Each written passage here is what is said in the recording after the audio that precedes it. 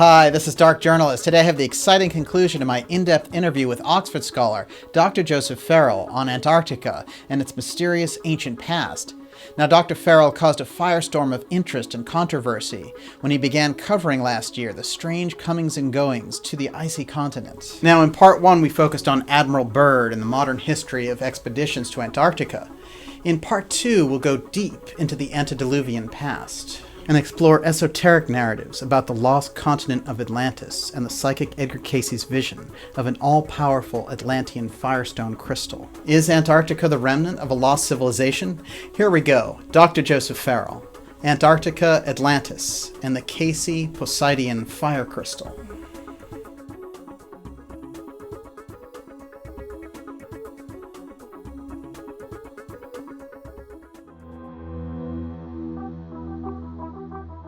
When you look at those ancient texts, they will use terms like mountain as meaning a planet. If you look at the Atlantis myth in planetary terms, what it's telling you is you have a continent, namely a planet, that submerges under the water, in other words, that disappears into the abyss of space.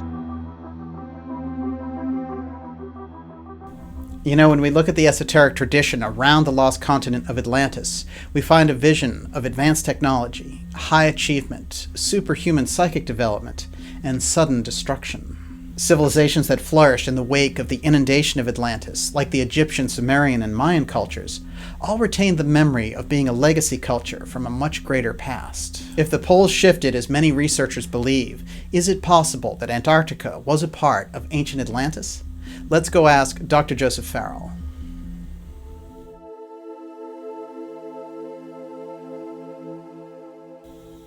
Joseph, it's great to have you back for part two of our deep discussion on the Antarctica-Atlantis connection.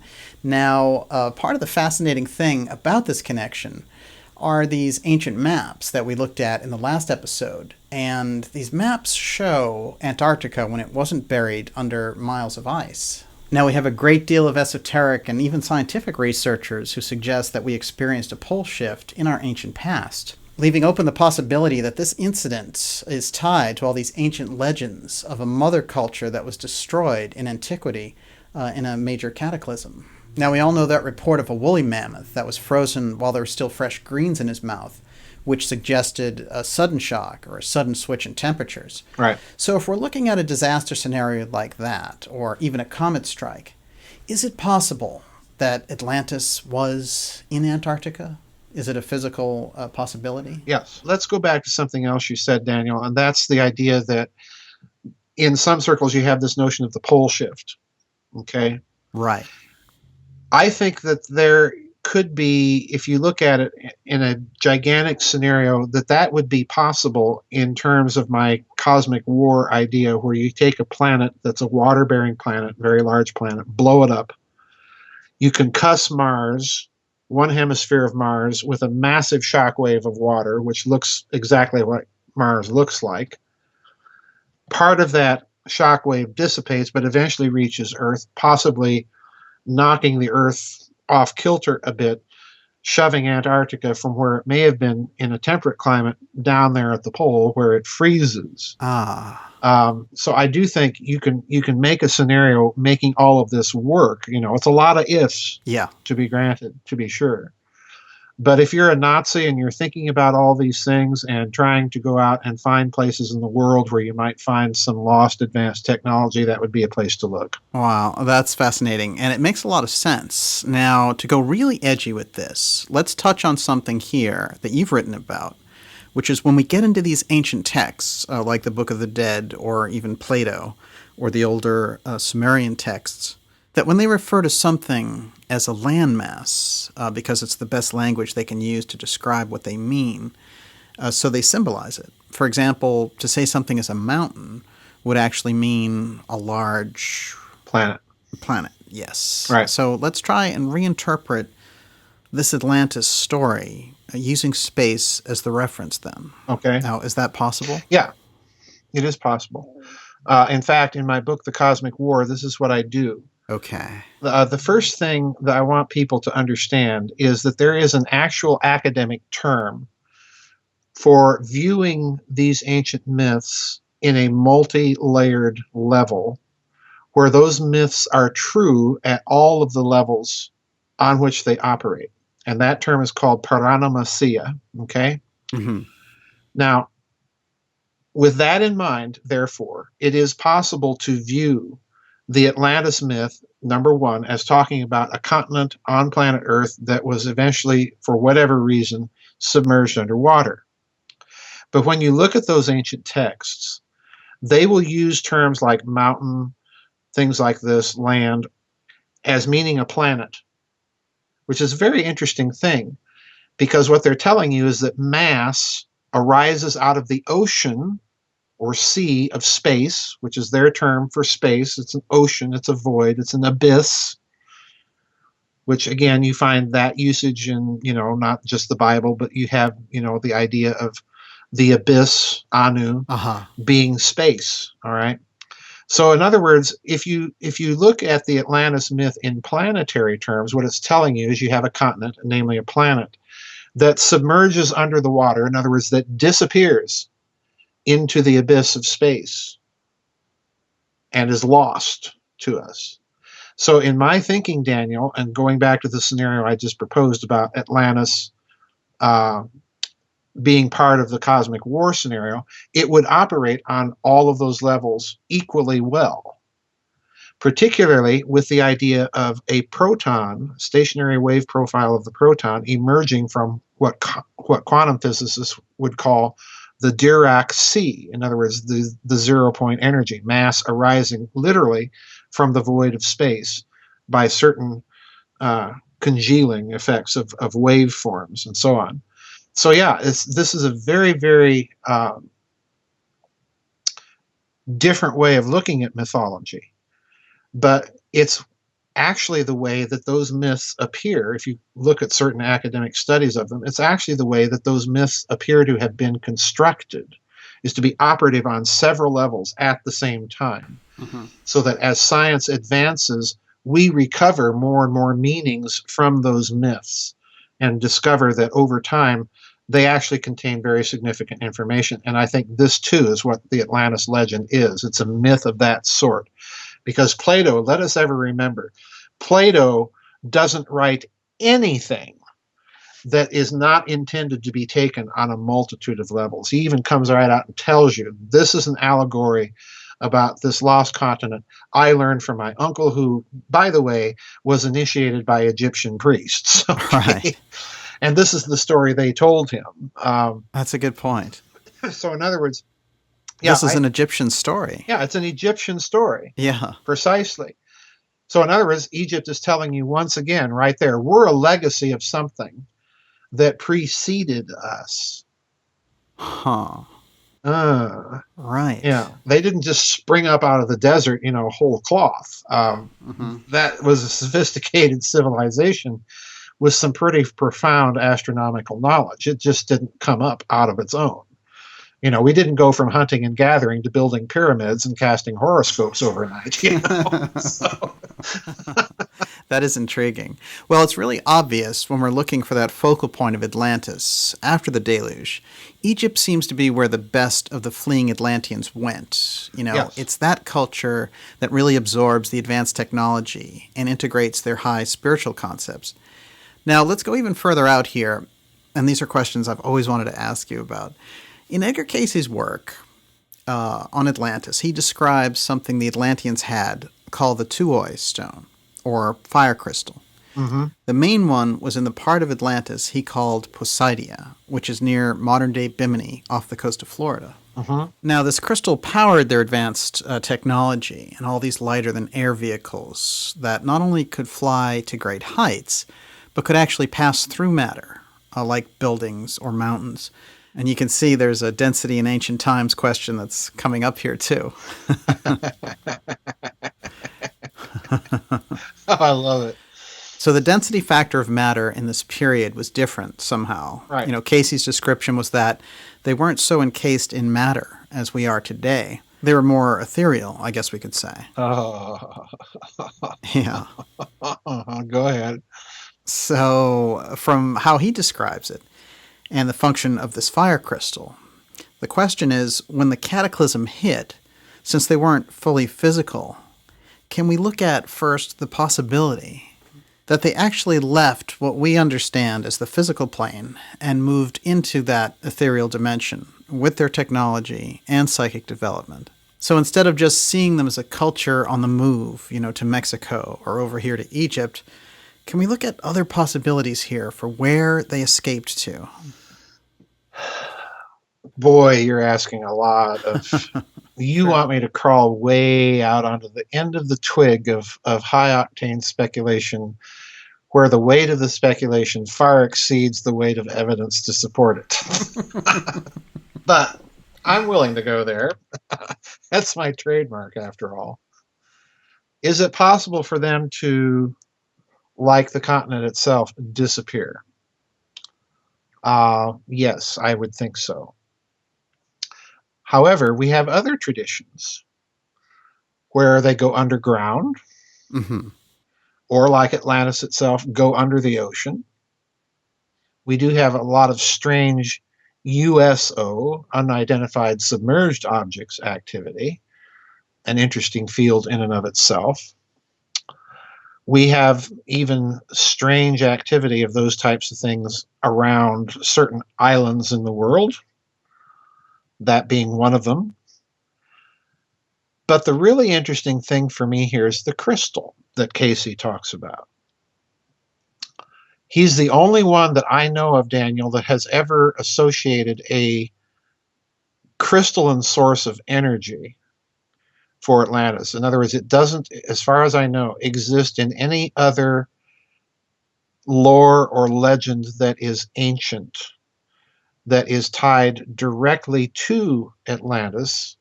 However, if you read carefully some of the Mesopotamian texts about the Tower of Babel moment, they are clearly talking about some sort of technology.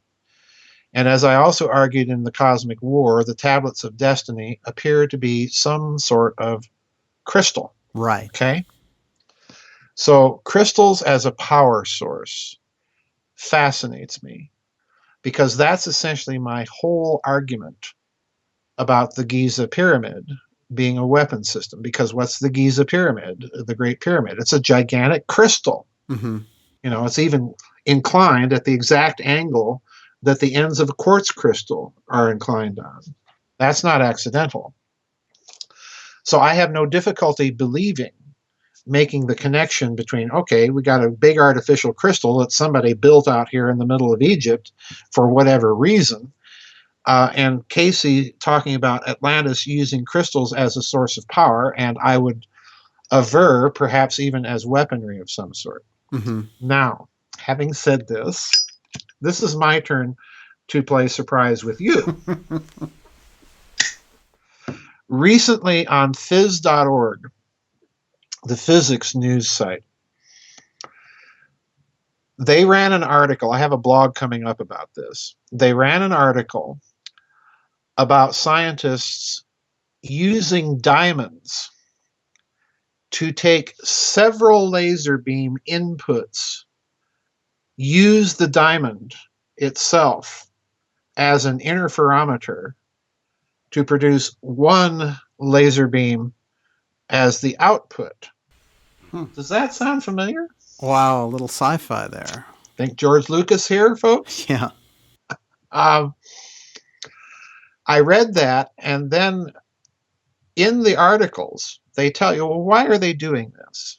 Well, turns out that the output laser is an extremely powerful laser because it's combining the power input of smaller lasers that are being interfered in the diamond to produce the output laser. And that means they solve a huge problem of, first of all, making a very powerful laser out of one laser. And they also solve the heat dissipation problem in lasers, because the more power output, the more heat has to be dissipated. And diamonds, oh, lo and behold, they dissipate heat rather nicely. Thank you very much. Huh. So what do we have? We have a crystal that magnifies power input from coherent electromagnetic energy and spits it out the other end in a much more powerful way, due to the lattice properties of the crystal itself. Ain't that convenient? Whoa. Ain't that interesting? Wow. Yeah, wow. Oh, there's your compact planet destroyer in development. Yeah, well, they go on in this article to point out that this has potential military applications. Really? You Not too don't surprising. say. You don't say. So, yeah, once again, I'm kind of amazed that you have things appearing in lore or literature or even in Edgar Cayce during one of his sessions Yeah. that comes out in a film. And then lo and behold, we come along a few years later and, oh, by the way, this is what we're doing. I wonder what gave them the idea to think of it. Yeah.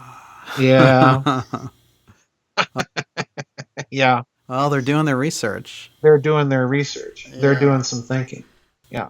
Well, I think it is important to bring Casey's readings on Atlantis into this because in that period, 1910, 1920s, there's really nothing that's available that's even close to his high-tech vision of Atlantis.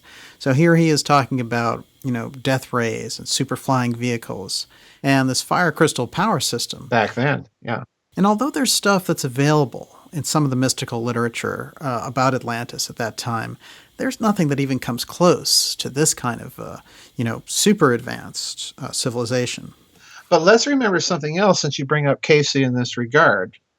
Number one, he said that eventually Russia would be the savior of humanity, which I find very interesting, particularly at that time, that he's saying these things. Joseph Stalin, the Bolsheviks, oh, come on, Trotsky, come on here. The hope of the world.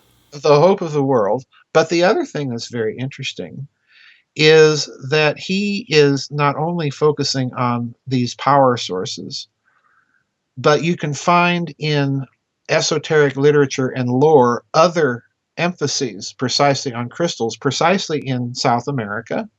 You have lore and legends from Indians that say that there are lost cities out there in the jungles and crystals provide the light source to them. Remember Percy Fawcett and people like this, the British explorers went looking for these things. So, hey, folks, the Nazis aren't the only ones doing this. Yeah. Yeah, yeah. I'm glad you mentioned Percy Fawcett, actually. Well, you know what he wanted to do? He wanted to take the Graf Zeppelin and fly over the Amazon basin, and do photo reconnaissance and take all of this. And the Germans were willing to do it. I forget why ultimately they didn't. It wasn't the Hindenburg. But, yeah, so, people are looking for these things, folks.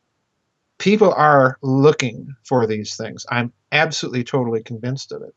And it's not just Percy Fawcett. It's not just in South America. You have the Cincinnati stone in Russian lore.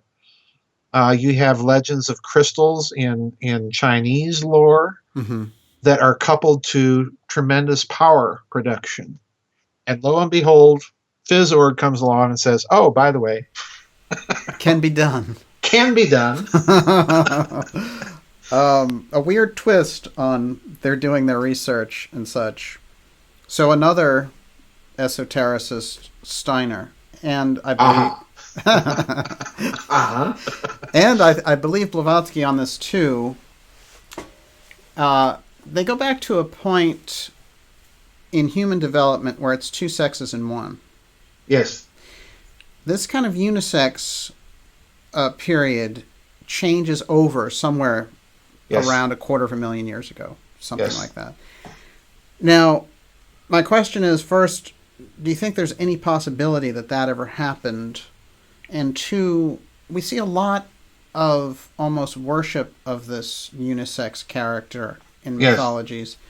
What's the trail there? Oh boy, that is such a huge question. My co-author Scott DeHart and I ran into this when we were doing the transhumanism book, this androgyne that they keep talking about. And the oddest thing that we noticed about it is that in most of the descriptions that we were able to find, it was described as in an oxymoronic fashion as a masculine androgyne. In other words, it wasn't the sacred feminine principle here, folks, and that kind of threw us for a loop.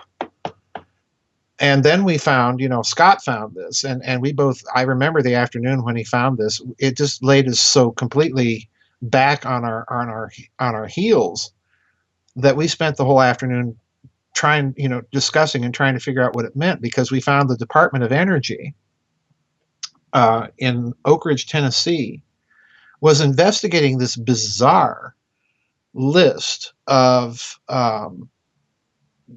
basically biological and genetic traits, like being able to wiggle your ears or curl your tongue, or tendencies to alcoholism and homosexuality, all on the same list.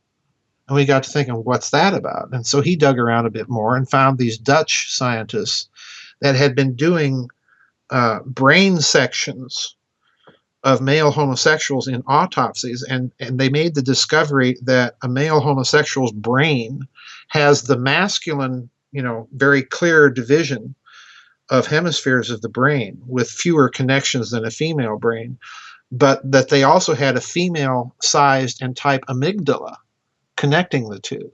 Huh. So they literally are wired differently. That's fascinating.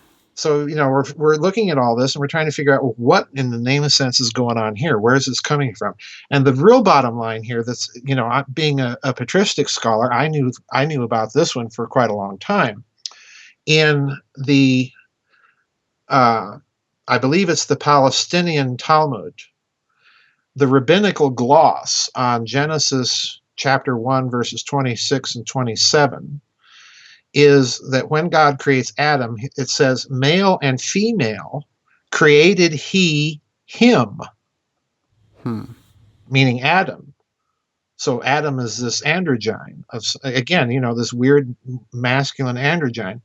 And this is picked up in the church fathers of all people, like St. Maximus the Confessor, who, I did my doctorate on Maximus, who describe mankind as having been created in a unisex androgynous form. And this was split apart in prevision of the fall as a mechanism for preserving the human race. Well, okay, so you've got this Byzantine, church father. Well, oddly enough, a Western philosopher at the time, John Scotus Eriugena, picks this up from Maximus and then transfers this whole idea over into the Western church. And then we find Thomas Aquinas, a very interesting document called the Aurora Consurgens that we put in the transhumanism book, simply because it's so bizarre, because some people say, well, it is by Aquinas, and some people say it isn't by Aquinas. And it's an extended commentary on the Song of Solomon, where the sexual roles of Christ and the church are completely reversed from tradition. They're completely reversed. Huh. And it ends in this bizarre ecstasy of mystical poetry, where you lose any understanding of what sex is supposed to be who. Aquinas? Wow. And it's bizarre because, people know the Aquinas story. At a certain point, he put down his pen and he says, I can do no more. I can write no more after the things that have been revealed to me. And we kind of wondered in the book, well, was this text of the Aurora Consurgens, is it actually by Aquinas? And is this the thing that made him put down his pen and never write another thing about theology or philosophy? So this masculine androgyne unisex, whatever it is, image is profoundly important. And it's cast in such a way, at least within the Jewish and Christian traditions, as some sort of result of the fall of man. So if you are, let's say, a transhumanist and you want to get back to the primordial humanity, well, what do? Well, you try to climb the ladder back up to this primordial androgyny, which may be why we're seeing such weirdness in our culture, with gender-neutral bathrooms and gender-neutral pronouns and all of this nutty stuff. Right. But the interesting thing is once you turn from the Judeo-Christian tradition to other traditions, you find the same thing. And the most interesting thing to me, Daniel, was the Popol Vuh, the Aztec Mayan creation myth. Because once again, you have clear statements in the text that mankind was created by the gods in this primordial androgynous unisex, but masculine unisex. This is, again, the oxymorons there. State. And the reason that they give for breaking the sexes apart was because in that original state, mankind's knowledge was too powerful. And the gods were threatened by it, so let's go down and split him apart.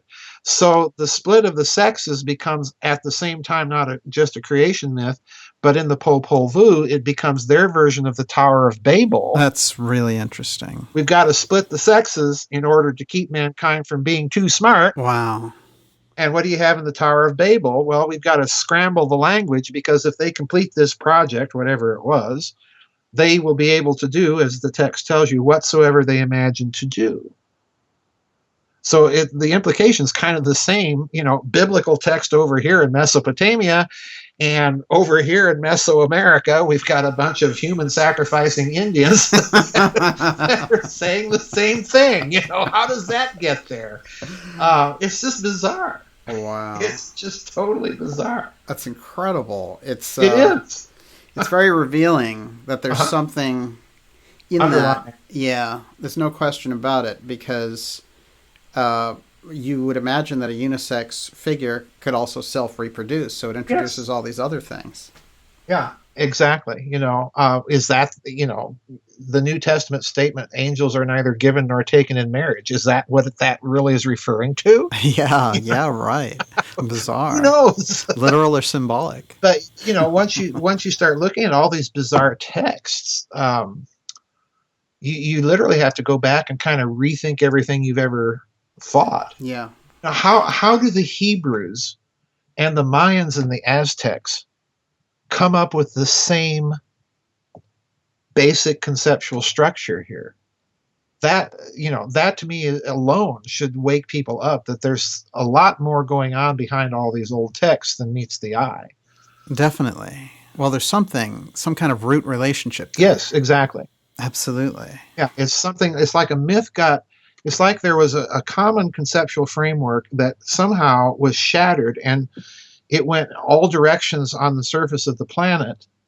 And you got all of these different groups of people preserving, this central core story in different ways. It's very, very bizarre. Wow, that is intriguing. And Atlantis is that link, if we could figure out exactly what happened back there.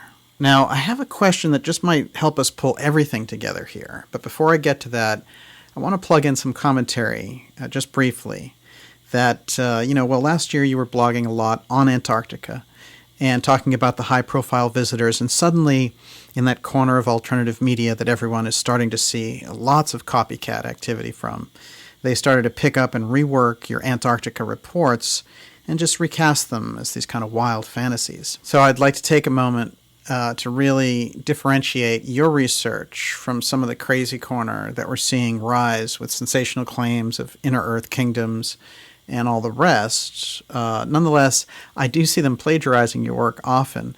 And of course, it's out there, but they certainly should cite it and where it came from.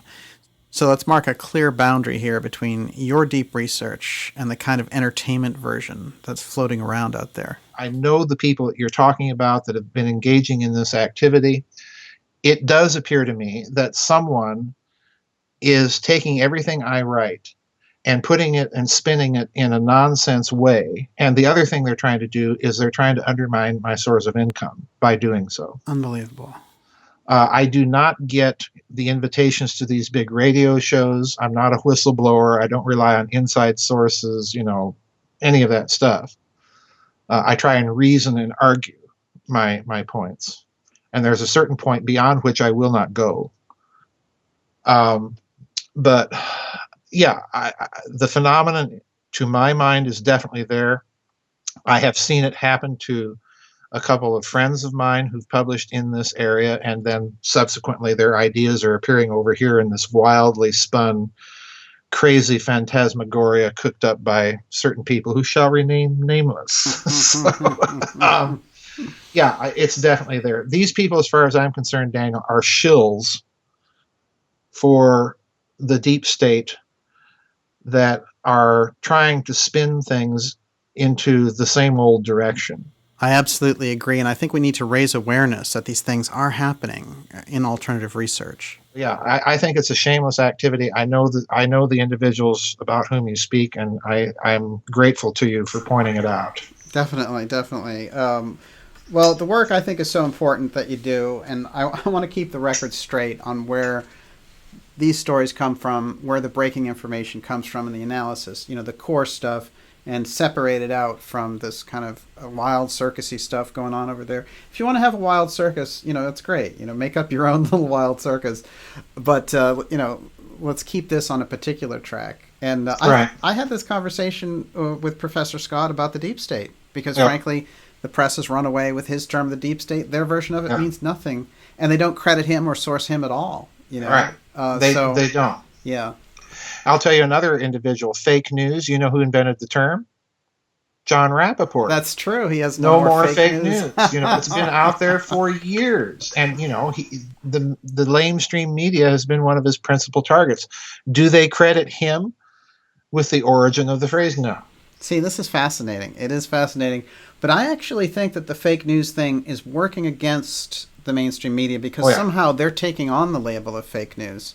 Yep. And, so they tried to use it to stamp out, and they've done a few things that I think are very aggressive against the alternative media, any kind of independent media. And whatever it happened to be, they used things. They used things like the Pizzagate coverage, whatever it happened to be, to try to stamp out these independent voices or latch everybody on to some idea that wasn't very popular. Right. So this is how they move, and of course we talked already about this list that they created, but this is important because I think the general mainstream media is so out of control, and they feel like they're losing ratings, they're losing people's, they're using that market share, but they're losing people's attention, and that I think is really a big problem for them. In this case, I certainly think that something like the deep state, that threatened their thing. Fake news was a good way to try to stamp this out. Yeah. Yeah, and I agree with you. I think it's backfiring on them. And you see, the problem is there's a certain segment of the alternative, let's call it media, for want of a better word, that's really not about media per se, as it is about, for want of a better expression, alternative scholarship. Every single book of mine, I put under the aegis of speculation, but it's argued speculation. That doesn't mean it's right, but it certainly doesn't mean it's wrong, and it certainly doesn't mean it's fake. It's an opinion that's being argued. So in other words, I'm exercising my free speech rights. I'm claiming the academic right to be wrong. And this is what they don't get, because you watch the mainstream media, they want to put out a narrative that is correct, that everyone must adhere to. And much of the alternative media is that way too. You must adhere to ET and disclosure and all of these other narratives that they've got going on. And I'm not in that crowd either. I believe that if you're going to do this kind of research, it needs to be academically pursued, and that means pursued with all of the academic orthography of citation and so on and so forth. And this is what you don't see them doing. And the reason you see them not doing it is they have no moral or academic standards whatsoever. Oh, definitely. That's what makes the difference between these two bodies of work, really. Yep. And now that we've identified your work on Antarctica versus theirs, that leads me to my final question for you on this mystery. And I know we took a little time there to clear that up, but it's definitely worth it. Now, here's what I've observed about the subject of Antarctica and its strategic position in history and in the present. It's almost more difficult, in my opinion, to get any solid information about what's going on there as it is getting information about what's happening in space. Right. It's not a place like Egypt or something, which is accessible. We're not going to visit Antarctica. Archaeologists aren't on the ground there taking pictures. It's not an accessible situation, which makes it really a plaything for all sorts of disinformation ideas. Right. Even with UFOs, we'll get some video footage on the ground, a person will take a picture and have some idea of what was happening at the time.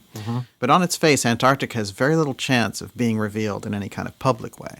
Now, one thing that came up in my recent interview with pyramid expert Carmen Bolter, who'd made these amazing discoveries of Egyptian artifacts in Turkey, but she talked about a company called Geoscans, who can review an area from satellite and tell us what's underneath. They're looking for pyramids in Spain right now, for example. Now, that kind of process might give us some answers about what's going on under there. Right. There have been pictures of things allegedly in or on or under the surface of Antarctica. Last year, there was a great deal of hubbub about the pyramid, allegedly, that they had found in Antarctica. Great big, huge thing. There have been pictures of things supposedly under the surface that look like some sort of human habitation or somebody's habitation, that later turned out to have been a picture that was originally circulated about Egypt or Libya. And then after that, then there was another picture, allegedly from Google Maps, of yet some other weird-looking complex under the snow and ice in Antarctica. And the question there you're raising, I think, with your comment and question, you're raising the epistemological question of how do we know? And we've certainly seen this happen with space, NASA's photographs, of Mars or things that may be on Mars or may not be on Mars, things that look all too conveniently photoshopped in many instances. I don't know. I don't take photographs in and of themselves as proof one way or the other. And this is very important for people to know, because I can't obviously articulate all my ifs, ands, and buts each time I blog about something. Right. They have to understand. You have to understand my work in total context, or you're not going to get it. I have this happening all the time with me, people sniping at me, and I respond to them. I'm a contextual arguer. In other words, I'll believe a photograph if there's enough surrounding context in the general picture to argue that, yeah, maybe this photograph is genuine. So you look at the strangeness of Antarctica, all the strange people involved, Lockheed Martin and all this, and then you look at some of these pictures in that context, maybe those pictures are genuine. And therefore, maybe they're telling us something significant. So in other words, it's the total context, again, that I think people have to look at. That's a scholarly approach. You don't grab on just one little thing in isolation from the whole body of an author or composer's or an artist's work and attempt to understand it. You have to look at the whole picture. And most people are not doing that because that's too much work. That's real research. That's the way I argue. Face on Mars, big deal. But put it into context of other pictures, put it into context of weird things happening to space probes that have gone to Mars, then you've got a different kind of argument, because you're dealing with a whole body of data that you've got to assimilate. So you're raising an important epistemological question here. It's the same with UFOs. You take a picture of a flying saucer, ergo they exist, and we're being visited by visitors from outer space. Well, no. Does the physics signatures of each and every UFO point to visitors from another galaxy or another star system? In most cases, no. Right. The physics doesn't work for that. The conventional physics, well, then you bring in, well, they must have some different physics. Yeah, maybe, but that's argument from silence. So, you have to argue very carefully here. I'm trying to do the best I can with the data that I have. But, I'm going to have misses. Well, you certainly have informed insight, and that also makes your theorizing stand out from the rest. And that context point is really key, because with the combination of the contexts that you're giving here, including the history of Antarctica and all these connections, something like that with geoscans, and we may start to get realistic answers going on here. Oh, absolutely. Absolutely. They do have pictures, Google Maps and so on has pictures of things in Antarctica. But remember, Google has a relationship with the CIA. So what does that mean?